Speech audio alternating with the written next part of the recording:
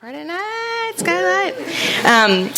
So what's going to happen is Kenny's going to read from this beautiful new book for about 10 to 15 minutes. I have a couple of questions that I've prepared that I'm curious to know the answers to. So selfishly, I'll begin with those. And my hope is that we'll have a conversation between the two of us and then open it out for you all to ask questions. And I love the Socratic method, so sorry about that. I might just call on you. And if I know your name, I might just do it even more readily. So we really want this, especially since it's an intimate group, to be a dialogue that sort of encompasses so many of the issues that Kenny tackles in this short book. There's so much in here, and those of you who haven't read it, of course, we hope that you will. So, Kenny, if you would start us off with the reading, and this is the book launch, right? So, yeah. So, happy birthday. Except for Berlin. Yeah, oh, okay. Well, happy American birthday to this book. And thank you for asking me to be here tonight. Well, thank you for doing this with me. Now I put on my glasses so I can't see anybody. Okay, I'm going to just start by reading the prologue, which is called In the Province of the Gods. If ever I needed the presence of the gods, now is the time. I arrive at Izumo Taisha, the second most sacred shrine in Japan, in early October. According to legend, the sun goddess Amaterasu built the original shrine. In every other part of Japan, the 10th month of the year is known as Kanazuki, the month without gods, because every October, all 8 million Shinto deities visit Izumo Taisha for Kanari Mutsuri. The gods are now in residence. I stand under the graceful wooden torii marking the entrance to the shrine's forested grounds, then with my cane maneuver down the Seiko no Baba, an avenue of gnarled pines leading to the shrine's central compound. I look up. Hanging over the entrance to the oracle hall is the giant shimenawa, a traditional twist of straw rope. The sculpture of straw is immense. 5 thick twists clinging with the assistance of 6 roped rings to a large wooden rod the same color as the straw, which itself is attached by 4 thinner roped rings to a dark brown wooden beam. Descending from the 3 larger twists are 3 cone-shaped bells. I reach for one of the twists and ring the bell. Ringing the shrine bell announces a visitor's presence to the resident deity. The gods now know I am here. Ever since my doctor told me what I did not want to hear, all I can think is, I don't want to die. I pull the rope and ring the bell again, this time louder, the echo reaching toward the Honden, the inner shrine directly behind the oracle hall. I follow the sound of bronze reverberating through the air until it dissipates in front of a steep covered wooden staircase leading into the Honden. The present structure, with its projecting gray wooden rafters shooting out of the roof, is in its 25th incarnation. Only half as high as its pre-Buddhist original, at 24 meters it is still the country's tallest shrine. Entrance into the Honden is allowed only during special ceremonies. Lafcadio Hearn, one of the first expatriate writers to live in Japan, lived only 33 kilometers away in Matsue. He was the first foreigner granted the privilege to enter the Honden. I peer through the 8-legged east gate, decorated with unpainted wooden carvings and bouquets of gohei, lightning-shaped white paper hung at Shinto shrines to ward off evil spirits, and look into Holy of Holies Hall, where only the head priest can go. I reach in my pocket for a particular coin. 2 months ago, I found a penny in the hospital room where the man in the bed next to me died. Coins have taken on a larger meaning. I close my eyes and pray for what I know might be possible, to see the best way through this, to find a way to live with the ever-present knowledge of death as my constant companion. I bow and clap and throw the coin into the offering box. I hear the coin rattle to the bottom of the box. My prayers are urgent. The coin at the bottom of the wooden box could be my soul. I think how I first came to Japan to study the lives of disabled people in Japan. Ian was supposed to accompany me, but by the time I arrived in Japan, circumstances had changed. During my first stay in Japan, my research was difficult.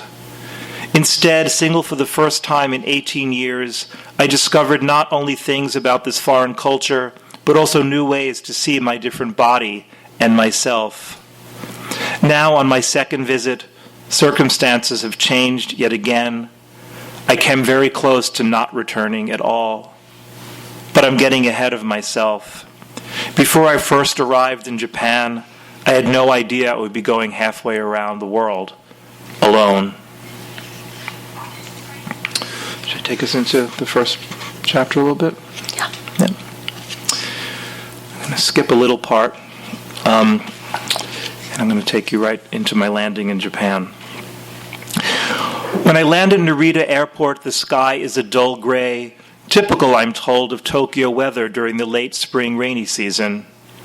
As soon as I'm off the plane, many dark blue suited Japanese businessmen talking on their keitai surround me in the terminal.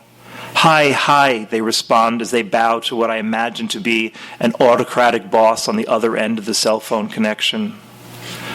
On the 1.5-hour train ride from Narita to Tokyo, I get my first glimpse of Japan. In the late afternoon mist, a man tending the rice paddy is smaller in comparison to his surroundings. It is not that the man himself is smaller, nor are his surroundings larger. The way the man fits into his surroundings seems different, but also familiar. What I see looks like the ukiyo-e woodblock prints I have seen in museums and art books. It is as if I have somehow entered the scale, the perspective of Hokusai's and Hiroshige's floating world. As I look from the paddy to the hills, I notice the tops of Japanese hills are more pointed here. The many different shades of green in the grass and trees are more distinct in the gray of the afternoon. Lime, emerald, olive, ivy, greens with tints of blue, of yellow, even a green as dark as the billiard table green of my left-behind bedroom walls. Arriving at Tokyo Station, I make my way through what is the largest and busiest train station which I have ever been. Wide lines of people surge every which way. Countless signs, some even in English or a version that resembles English, direct passengers to color-coded subway lines, commuter lines, Shinkansen lines, as well as to the seemingly endless number of station exits. How much easier this would be with Ian, who is more comfortable in bordering on chaos crowd. Pausing amid all the constant motion, I finally find a sign with a symbol of a taxi. As I make my way in the direction the arrow seems to be pointing, I play over and over in my head the short phrase I learned, "Roppongi kudasai," which will supposedly politely tell the taxi driver the area of Tokyo where I want to go. Making my way toward what I hope will be the correct exit, I check in my pocket for the copy of the Japanese map emailed to me by the International House, where I'll be staying until my apartment is ready in 2 days. You should hand this map to the taxi driver, the accompanying message said. Addresses are very difficult to find in Tokyo and in the rest of Japan. Surprisingly, all works as it should, and the taxi drops me off at the International House, where after checking in, I fall asleep in the single bed in my small, narrow room. The next morning, I get instructions from the cultural office at the I House of where to get my very own keitai and order my meishi, name cards, 2 essentials to navigating life successfully in Japan. Walking in Roppongi, my mind and body are lit up like the countless neon lights, which here in Tokyo are vertical.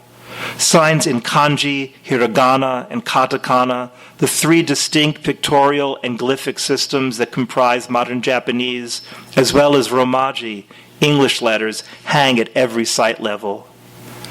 Cherry cat, exciting plaza, poet box. What do these signs mean? Roaming the winding alleys, I notice the electrical poles and wires that line the narrow streets. I wonder how secure they would be during an earthquake or a typhoon. Many fires and natural disasters have devastated Tokyo. Impermanence seems closer to the surface here. Inundated by so many unfamiliar sounds and images, will I remember my way back to the I house? Tokyo might be the only city in the world where you could make a right, another right, another right, and another right, and not end up in the same place as you began. Thank you. The poet box. It's a poet in a box. It's a great image. I love that. That's what you see? No, I don't know. Thank you for that. So the first question I want to ask is actually directly related, thankfully, to what you've read. And that is, there's a couple of times during the book when you talk about the before and after, and the internal and the external. And it seems to me that one of the things that Kenny does as the narrator is to explore the ways in which the external world in Japan interact with the internal world of the person inside of the scene. And I think you set that up really well just in that airport scene. And I'm just wondering if you can speak to that at all, if it made those categories of before and after more fluid, or if you take a right and a right and a right and a right and you think you're going to end up one place and you end up somewhere entirely different, which is what happens in this book. I mean, 100%, right? So just if you could speak to that a little bit, the way that the landscape influenced the internal part of the journey for you. Yeah, it's when I go back and I look at especially the first chapter that even continues, I see how. I mean, this is just something I do. The whole book is just encapsulated in the very first part, but I didn't know that when I was writing it. It's interesting, when a book comes out, especially because we've had a lot of media stuff coming out, so we check to see on Amazon what's happening with sales to see if something moved something, and it's the easy way to find out. And the book sometimes becomes the number one new release in in travel guides to Japan. Oh! But my publicist said something very funny to me, because I wrote to her when we first saw that, and she said, "Yeah, but it's not a guide to Japan. It's a guide to what was going on in your mind." Right. So it's the two things. But I think I found a great objective correlative, for what was happening. Though this is so early that I had no idea what was happening. But you knew more than you thought. The sort of. And I also formed the book to make it that way. Yeah. Oh, what? That all true?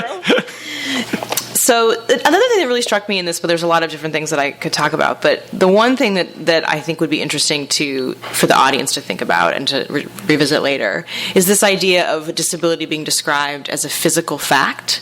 I mean, that is such a great moment. There's in the book where a man that you've met says, "Oh, I've told my boyfriend about you and your physical fact." And I was like, and you even say that, like, what a great way to start. It's not like differently abled or empoweredly disabled / super crippled or whatever, like these sort of so PC words that are often used as funky labels that don't really mean anything. But it's like, yes, the physical fact of you. And I'm just wondering, like, that struck me a lot reading this, how deeply the perceptions of what intolerance looks like in a culture, and how in Japan you feel first like a white dude, and that's basically it. Whereas in this country there's so much work to do with like perception and how other people perceive you, and then how you perceive yourself, and there's so much mirroring, and it's such a pain. And I'm wondering if you felt that there was a release just even in hearing that, like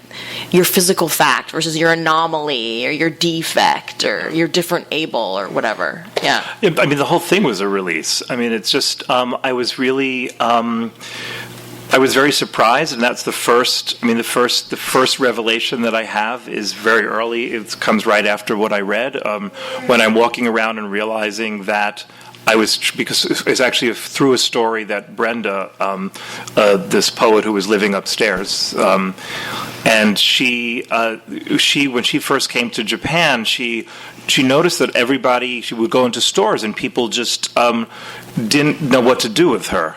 And she finally realized that it was because they wanted to help her, but they knew that they didn't have enough English to help her. So it had nothing to do with the fact that was all it was. It's just that she didn't have, So I took it on that, and I started to realize that people were treating me as if I was a foreigner, which I was. Right. Right. Yeah. And though in my own country, I'm treated as a foreigner, not because I'm a foreigner, but because of my different body. Right. And that's just, I don't know what the translation. I mean, I think that the way that the physical fact came to me was such a direct way of saying something, which is so not Japanese. Right. But the person that said it was also somebody who had a lot of experience in the West. Right. So that was a true gift. Gifts come from places that you just never expect, which is what the whole book is really. Yeah. But it's exactly what you need, which is very exactly. Yeah. And I think that ties into the. It's interesting because you think you go to a country and you don't have the power of language, or you can say like "take me here," which is hardly power of language, right? Or bathroom, right? Yeah. It's like a small little bit of power. And when you're hearing the opera or the music of Japan, and it's so foreign to your ear, and in that sense, it kind of enables you to experience it in an entirely different way. And in the same way, analogous situation, someone in Japan who'd never seen a white person that looks quite like you might be experiencing that same kind of like it's so new, it's so novel that there's no time to sort of categorize it, or and it also frees you, it seems to me, or reading this I was thinking, it frees you from all those dumb conversations you have to have in lines with people and be nice and stuff like that. The wonderful thing about Japanese culture, and remember, I'm not Japanese, and that's a real key, because I mean, as I say in the book, this koan almost that kept following me was Japanese audiences when I gave talks would always ask me what it's like to be disabled in Japan.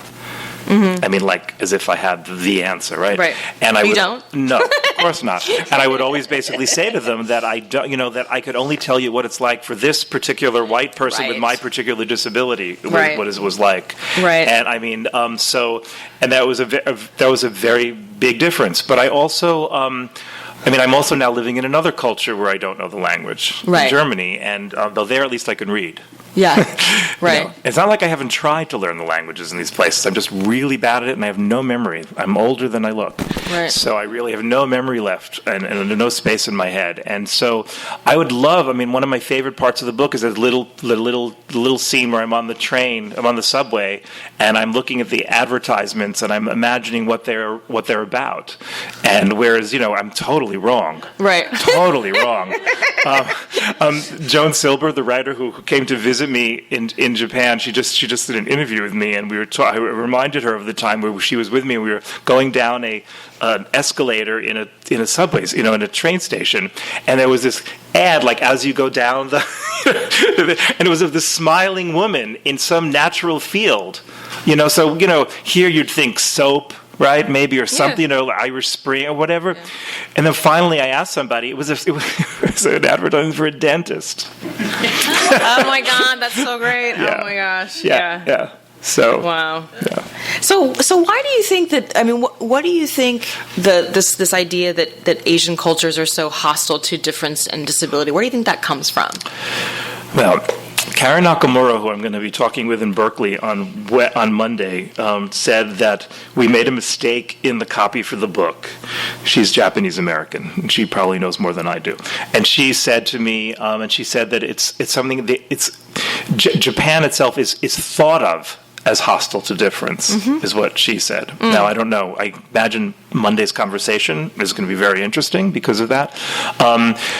I think we can't lump all of the cultures together, because the strangest experiences I've had with an Asian culture vis-a-vis disability, is Chinese culture. I've been followed in Chinatowns all over the world, including in Bangkok. Wow. Like I'm a ghost. This happened in San Francisco as well. And that would never happen in Japan. There's this, I was going to say earlier, is that what's so nice about Japan is the private and the public are so are so separated that if somebody had a difficulty with me being disabled, again, the foreigner, the white person being disabled, it wasn't going to come at me in the street.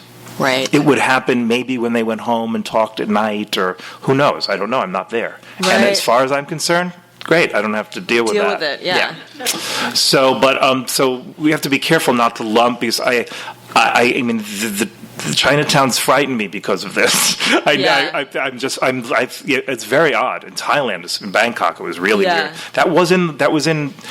God, I never know what's in what book anymore and what was never made in. But I did have it in my Darwin book at one point, but I think it's not in there anymore. That whole thing with somebody following me around. Yeah. It's interesting though to have one part of your identity sort of latched onto when you're so used to someone focusing on another part.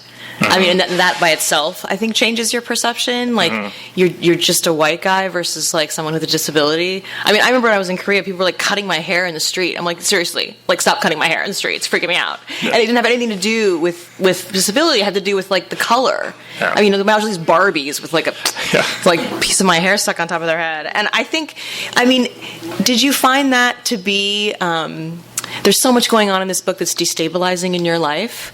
And I'm wondering if that is like the most potent part of the mix, or if that's something that you didn't think about as much because there's a breakup, there's a diagnosis, all of this is kind of happening, and yet you when you go to Japan, like, it's almost like you're just a white guy. Yeah. I mean, how interesting and strange and lovely in some sense. Not only a white guy, but, like, the apartment was, like, fit for me. Everything was my height. It was fantastic. Yeah, wow. It's good. Which was there's something, I don't know. It was very strange. I knew nothing about Japan when I went, and it felt like home very, very quickly. I took some language lessons before I left, and the teacher was an American who had spent a lot of time in Japan, and he told me two things that he cautioned me about. One thing he said was nobody would understand my sense of humor. Right. And the other thing he said was that I wouldn't make close friends. Huh. He was wrong on both accounts. Interesting. Yeah, for some strange reason, I still don't quite know why, and maybe there's just no answer, it just was, is that people just really accepted who I was. Now, you have to remember the people that I was dealing with were people who spoke English, so they had more of a connection to the West. But, when I think about that, though, I was in places where nobody spoke English, and I never had trouble. No one ever, I was once not allowed into a gay bar in Florence, Italy. That you don't belong here because it was because of being disabled. That never happened. Nothing like that ever happened in Japan. Yeah. Is there a part of the sort of what you experience as a treatment of being a person with a disability that you wish you could import here? If there were one thing, what would it be? Physical fact. Yeah, right? Yeah. Let's get T-shirts. Yeah, but don't talk about my physical fact. Right. Keep it to yourself. Yeah. Nobody would ask anything. Nobody would ask a question about my disability. Nobody would even think about it there. I'm sure, but who knows what they did at home? But they never to me. Yeah. It's almost like relieving the social pressure of being different. Yeah. That I found really fascinating. Yeah.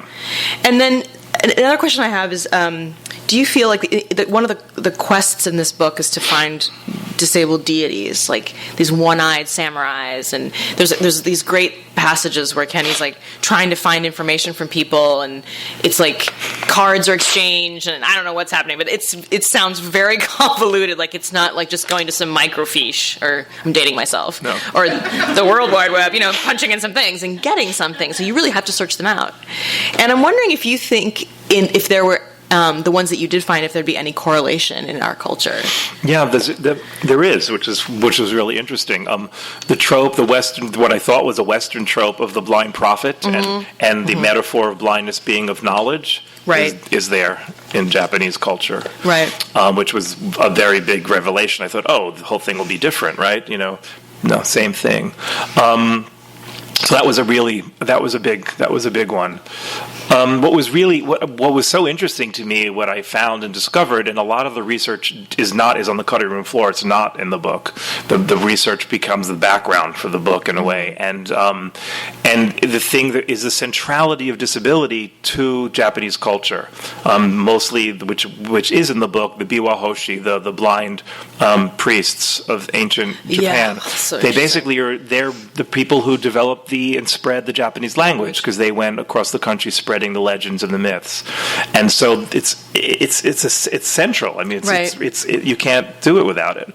And then I met Hanado Shunsho, this disability studies professor who I heard about the first time I was in Japan. But as you said, there's never a direct answer. Mm-hmm. The other night, I did an event at a school in New York, and there was a few Japanese students, and we went out. I was the prize for this dinner that we went out with. You were the prize? I was the prize. Ew. Yeah, Cheryl, a former Goddard student who runs the social design program at School of Visual Arts. She told me last week that I used you as a prize to get them to do something. Like bait. But the Japanese woman, this student, she said something very interesting. She said that she didn't realize when she read my book, she didn't realize the ambiguity that she lived with in her own culture. It took going outside and hearing it from and then reading my book just made her see that. But there was never a direct answer, and if I wanted a direct answer, I would have never gotten anywhere.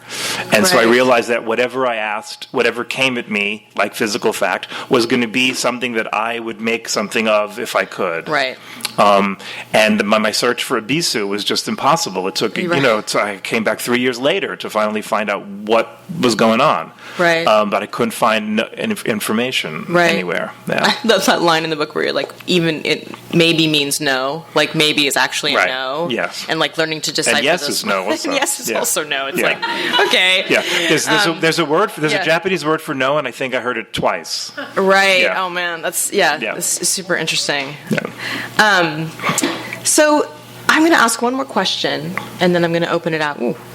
So I'm going to come back to this idea of before and after. So there's a really powerful moment in this book. There's many powerful moments, but one for me was when the narrator is given the diagnosis from the doctor, and there's this idea, anyone who's experienced a medical diagnosis of any kind of gravity feels there's that kind of line in the sand moment, and there's that before and after, like my life before, my life after. And I'm curious if you can speak to how your time in Japan and what you learned there, and the people that you met, and the music that you listened to, and the men that you met, and the discovery that you had helped you absorb that in a way that would have been different had you been living in anywhere else, or between these two worlds. Yeah, if there's one end point in the book, it's that realizing that there's no before or no after. Because when I get the diagnosis before I go back to Japan the second time, I think that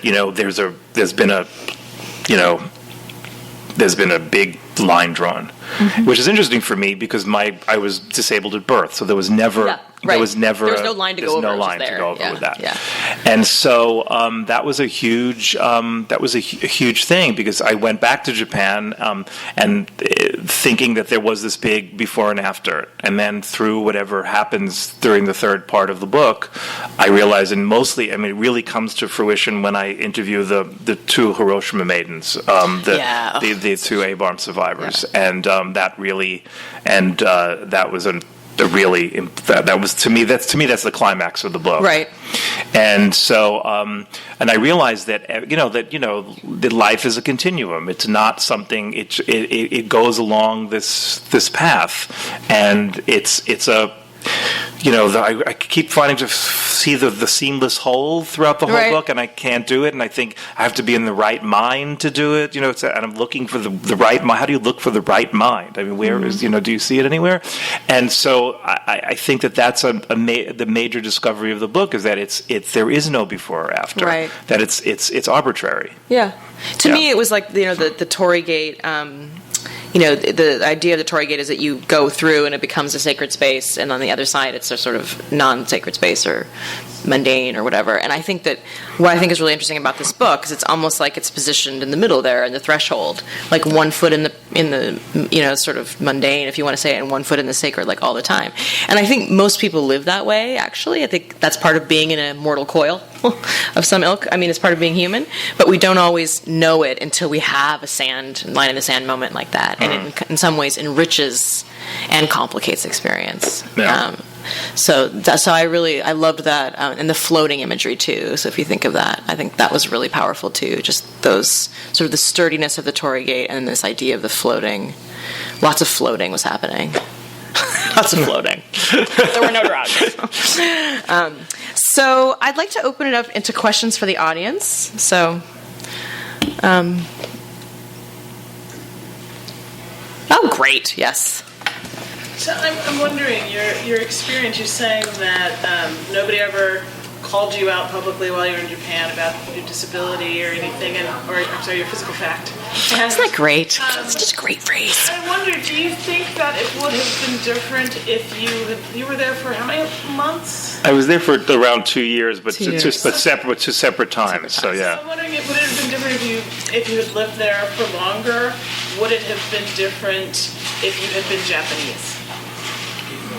Yeah, I mean, I think it would have definitely been different for Japanese. The Japanese disabled people that I met and know have a very difficult time. And again, it depends on the disability. Yeah. I met something that's not in the book, an outtake, is I met a woman who was part of a grassroots disability rights group called Footloose. And she was blind and using a white cane, not a dog, which is, she had a blind sister and she got the dog because it's expensive. Here, in the States, we mostly have dogs because it's nonprofit. Whereas that's not the case in most other cultures. So you see there's a lot of white canes. And so, but now we're in LA, I think of Lynn Manning, who was a LA writer, an African-American blind guy, and he had a white cane. I once actually asked him about that in a car in San Francisco when we did a reading for Staring Back. God, that was a long time ago. And so she graduated from university, and then she applied for a job in the library. So remember, this is the school that she just graduated from. And they told her, no, this is not a job for you. And I questioned, like, okay, what does that really mean? Not a job for you. She said it was too much for her. She couldn't handle it. So that's what she had to deal with. But it's not only disabled people. I mean, I think probably the hardest thing to be in Japan is an educated, intelligent woman. Yeah. That is really difficult. I mean, really difficult. And then especially if you have money, you can get away with it a little bit. But without the money, you can't. And so that was really interesting. I don't know what would have happened if I lived there long enough. I mean, Mike, my husband, who's also, I guess, the destination of the book, in a lot of ways. Nice. Yeah, it's like such a nice, beautiful. Yeah, we could talk about the undramatic nature of it, but yeah, and so we always talk about how they always say, when, I don't know if you read those books like Culture Shock Thailand or those books, they always say that you get to a place and you just love it, right? And then there's a point where you start hating it, and they're both the same things. Yeah, that never happened to us in Japan. Both of us, we never hated it.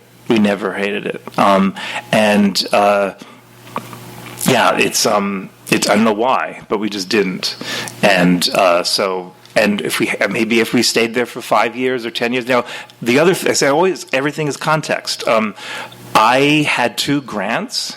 I had a lot of money. If I tell you how much these grants were, you'd I just still can't believe it. And so I didn't have to work in a Japanese business. I didn't have to do that. So I was shielded from a lot of Japanese, society and culture. So that was that was good for me. Mike was teaching English, so he wasn't so much. I mean, the joke was when I met him that I had a lot of money and no responsibility, and he had no money and a lot of responsibility. And I said, don't get used to this. This is not the way it usually works. Let's flip that. Yeah. So, Yeah. I have a follow-up. How do you say footloose in Japanese? It was called Footloose. Just Footloose? Yeah, there's, was Kevin Bacon like on the No, somewhere? you wouldn't believe. say that's true. Okay, this is my story about English in Japan. Okay, so the aforementioned Joan Silber, the writer who you might know, she was with me, and we went to Kamakura for the day, the ancient capital. It's an hour, not even an hour by train, but from Tokyo, and we had some time before we were catching the train back. And she said, "Oh, I saw a sign. I'm going to go look at books over there." I said, "Joan, there's going to be no English books there." She said, "The sign says books. B-O-O-K. That's right." I said, "Joan, there's not going to be English books in there." She went. She comes back 5 seconds later. There's no English books there. I mean, there's no, the use of English there is, Yeah, and it's not fetish. It's nonsensical.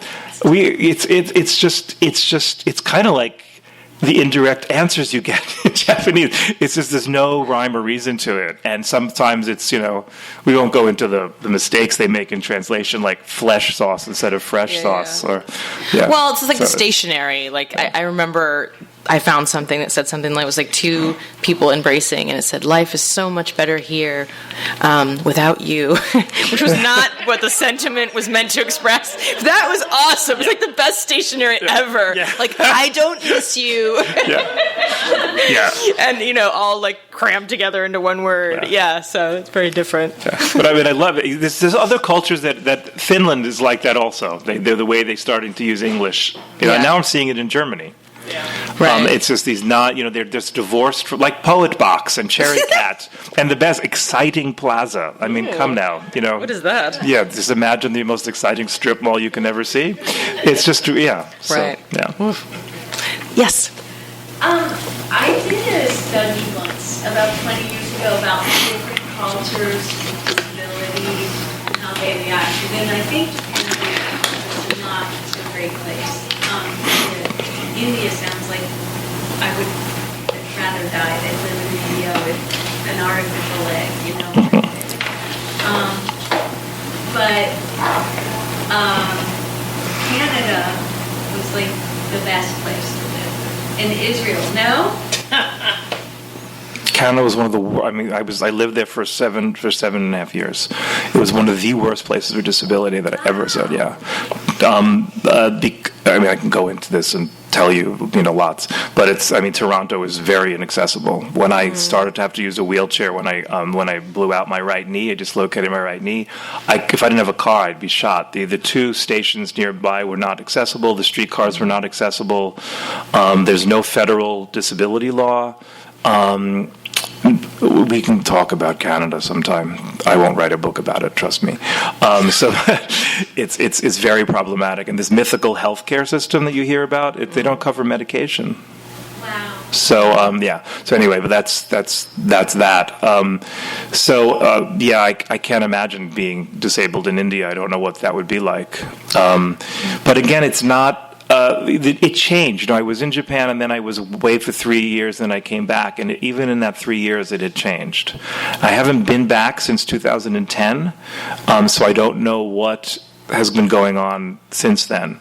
But if you can get into the trains, then it's accessible. But the wards, the wards of the cities are in charge of the entrances in, and those were. You couldn't get in. My favorite story about accessibility in Japan is when Anne Finger came to visit me, the writer. She was using her wheelchair, and the stop near my house was not accessible, and so they have this overemployment thing in Japan. When you go to park a car in a parking garage, there's like 10 people to tell you where to go. It's amazing. 5 burly Japanese men came and carried Anne down the stairs in her wheelchair to the thing, right? But then there was an accessible entrance at the Ginza station, which is a very important station. It closed at 8:30 at night. Or 9 o'clock. Yeah. So exactly. And I said, "Oh, you can't go out after a certain hour." I didn't really. A lot of my time there, whether I didn't pay attention to it or I wasn't interested in it, I don't know. I wasn't interested in those kind of questions, probably selfishly because I didn't need that access. Now that I sometimes do use a wheelchair, I would be more cognizant of it. But I was more interested in the cultural representation and what was really deep in the culture than I was in the what I would call disability 101, which is really important. But that's not what I was after there. Right. Yeah. So would you say that the culture was pretty much unwilling to address it directly? I mean, I would just think that would be what it would be, the experience would be. Because my experience with a lot of Japanese friends is they're extremely polite. Yeah. And I don't think that in their culture they would feel comfortable whether they, regardless of how, but that can be somewhat disabled. Even though it's a politeness, it's kind of uncomfortable. Yeah, I can tell Anne when I see her on Sunday that I used her as examples. We went to a shrine and there we'd encounter steps. Now Anne at that point could get up and walk if she needed to, but 3 people from every corner of the shrine would come to see if they can help the wheelchair to get up the steps. Yeah. That sort of thing. And sometimes that's annoying, and sometimes it's not. But it's this the helpfulness is always present. But it's not only with disabled, it's with everyone. If you're lost in the street. And you ask somebody, they'll, if they can't speak English, but they understand where you want to go, they'll take you by the hand and take you to the place. Right. Just like New York, right? So,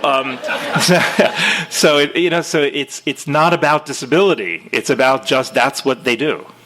Well, it's like, have you ever been to the spas on Olympic here in Koreatown?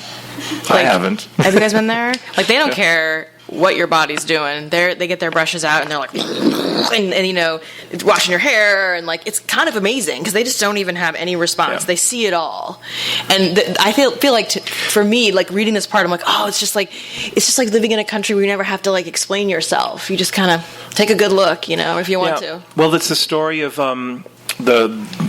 where is it in the book? I think it's towards the end of the first part of the book, where I go to an onsen, a Japanese spa, and I have a lot of problems using the yukata because they're never the right size for me. And I'm coming out of the bath and I'm naked underneath the yukata, and there's this old, Japanese grandmother who sees this happening, and she comes over. She doesn't know any English, and she shows me how to make the yukata work for me, and it was just this amazing moment, and it was, and all, I always say, just like my parents shouldn't have dealt with my disability the way they did because they were so uneducated about it, whatever, but they made the right choices. This woman probably, she just did it by instinct. I don't know, it was instinct or whatever she did. She just came over and did this. Yeah. And it's, I'll never forget that. Right. I wish a great moment. I wish I could send her the book. She couldn't read it, but it could be in books. Yes, right. But the thing is, that could be personality, not cultural, right? It could be. It's But that was the kind of thing that happened time and time and time again. Mm-hmm. And again, maybe other people will have different experiences, but this was my experience, that's why I don't generalize. I won't say that this is what it's like for everyone. Yeah. So let's do a few more questions. I know we started a little late. Yes, in the back. I was just wondering, in sort of like gay social worlds and gay bars and gay groups of friends, like you notice if you met a lot of people with physical facts and be in number differences in a way people treated them or talked about them. No. I never saw another disabled person in a gay space, as far as I recollect. Mm-hmm. I do in Berlin, but I never did in Japan. Mm-hmm. And interestingly, the launch was in Berlin, at the Schwules Museum, the gay museum, and the woman who's the the head of the museum, of the board, is a lesbian, and she asked about lesbians in Berlin, in Japan. And my joke was the only time I ever saw lesbians in Japan was during the Gay and Lesbian Film Festival, and then they disappeared. Yeah. It was just, but no, I never saw disabled people in a gay space, and not surprisingly, because they weren't very accessible. Right. I mean, the bar that I went to was down some stairs, and so I never saw it. Have you spent time in Japan? We just got back from Ah. Japan. And he works in real estate and construction, and noticed that there was not much ADA. Oh no, No. yeah. No. Yeah. Yeah, Yeah. and I mean, did you encounter any disabled people in gay spaces? Yeah. No. But where do you find that in Los Angeles? You may not know. Maybe it's like a hidden. Like it depends on. You may have seen some, but maybe you just didn't know. Okay, then we have to. Gay communities up in San Francisco. Yeah. Oh yeah, I mean, there's all. Yeah, that's all. Yeah, but the. Yeah, there's again, well, San Francisco and Berkeley, you can probably see, a lot of disabled people everywhere. Though when I lived in San Francisco, I never really saw a disabled person in a gay space. The only place I seen was Berlin. That's the next book. Not the gay space, but Berlin, Germany. I could tell you stories about that, but I won't. Not now. And so maybe I'll write a New York Times article on that. So that's it's an interesting question, but you don't see that here. I mean, I'm trying to think of the times I've encountered another disabled person in a gay space, and I don't remember having said that. Differences in the way people treated you there versus here.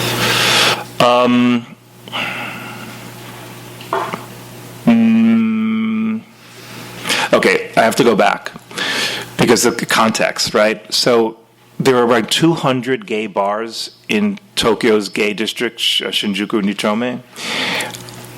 When I lived there, only 4 of them welcomed foreigners. Oh. Okay? So there's no sign that says you cannot come in. And if you go in, you're not going to be thrown out, but you're going to be treated so brusquely that you're not going to want to be there. So I doubt there are disabled Japanese in the other bars as well, but so that's the context. I'm only dealing with the bars that I was in that it was where Westerners were welcome. So that's the first thing. Was I treated differently? It's really hard to say because of what was going on in my life at the time. I was single for the first time in 18 years. I feel bad because people have been reading that as I was involved with Ian for 18 years, which I wasn't. We've joked about this. Ian and I have been joking about this. I mean, I was with him for 6 years, but I went from one relationship to that was serial monogamy, right? So I was single for the first time in a very long time. So there was that rush. I had a reputation, but that's a whole other story. The first time my first time in Japan was quite a wild time, and so I don't know if it's a very interesting question. I didn't feel I was treated differently, though I had. No, I wasn't treated differently. I could go on and hem and haw about it, but when I think about it, no, I wasn't. Actually, there were a couple of parts in the book that I really think are like funny, not funny, but ha-ha, but funny, and I think that would resonate with a lot of people. It's when you're talking about, you're sitting at the bar, and then it's like, and then you're going to stand up. And it's like, oh, now it's like the reveal or whatever, like the hide and reveal, right? Yeah. Or that's in this book. Yeah, there's one in there, really? and then. Well, I've read the other book. I know it's in Body Remember, but I don't know. There's one scene in the bar where you're like, does he realize, like, telling him whatever? I always think and that. And then another time when you're saying like that the serial monogamy, like this time when you meet your husband, you're talking about not giving yourself away and like having to prove that you can, pull in. Partners and stuff like that, and I think that's really poignant. I think that's that transcends all cultural, I think, sort of considerations in some sense. Yeah, it makes me very sad. What makes me it is sad. I'll tell you what makes me sad because the other night this came up the other night too. I hope this doesn't follow me around on the 15 city book tour. But anyway, what? I'm going to tweet it. You're going to tweet it. Oh. Or your reputation? Is that what you're going to No. The reputation is another thing. No, what's okay, where was I going with this? Because I'm jet lagged. What was I saying? I lost track. It makes you sad. It makes me sad. Okay. So last year or so, somebody who I knew in Provincetown, who's a photographer, wrote to me and asked if I would look at these photos or whether she can put them on her website professionally. She found these photos. So I was 30 at the time. That's 27 years ago. So now you know how old I am. And so I said, yeah, I'll look at the photos. I looked at the photos. And it was so clear to me how attractive I was when I was 30. That was my thought. But I didn't know that. Yeah. And so that's what makes me sad, is that I lived the life without realizing that. Yeah. And at the beginning of the book, I talk about how I realize, along with the fact that I'm, treated as a gaijin and because I'm a foreigner and not differently because I'm disabled, I also realize that all these feelings that I've been acting upon my whole life were not my own. They were basically came from the outside, from society, from wherever it was. So it's that, sad. Yeah, it is sad because you get one life, right? Right. So but this is not particular to disability. No. This is something that probably everybody here has felt, right? We don't think of ourselves as attractive. We don't, right? So that's what. Enjoy your hotness. Yeah. Just enjoy it. Yeah. So that's what that. Tweet that. Yeah. Okay, one more question, and then we'll wrap it up because I know it's been about an hour. We have an hour. Yes. I'm curious, how if there's ways that Japan or your time in Japan or has threaded itself into your habits now or your daily life or some way that it's in your. I wish. Well, what is my therapist says to me when I come back in the first time from Japan, and I try to, keep that what I found there. It's impossible. It's really impossible because the culture is just so different here. Or in Germany, it's the Western culture is so different, so you really can't keep that. I mean, what I keep are the friendships that I made. It changed the way I write. It changed the way I impart information. So that's, so I think that, but you can't, you bring back all, what did he say? I can't remember what he said. You bring back all the Buddhas with you. It doesn't. You can bring back a million Buddhas, but you're not going to make a garden. It's not going to happen. But there's still a connection to when I do get to experience Japanese culture of some sort, where I can go right back into that space because I understand it. If I read a Japanese book, or if I go see Kabuki visiting, Lincoln Center, or something, I could enter that space again very readily. It's been very interesting because I've been away from Japan. I haven't been there since 2010, though my opera was Japanese related. And that happened in 2013. But since then, I kind of didn't have nothing to do with Japan. I wasn't I thought it was over. And now the book happened, and so it's I'm into that again, and so it's an interesting space to be in. Well, thank you so much for being here. This is on sale up front, and also the poetry book. I don't know if they have in the Gardens of Japan here. In the Gardens of Japan. Yeah, there's a wonderful little book, but I don't know if they have them here.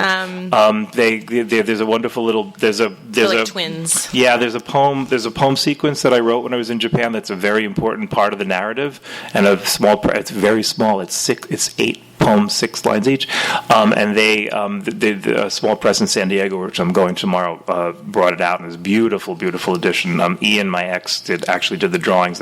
Each copy looks like it's hand drawn. It's amazing. So you can look for that. Yeah. Nice. Yeah. So thank you for being here tonight on Friday. Yeah, there's books to sign for. Yeah. You've been listening to the Skylight Books author reading series. Don't forget, you can listen to this and all our other great podcasts at skylightbooks.com. Thanks again for stopping by, and we hope to see you soon.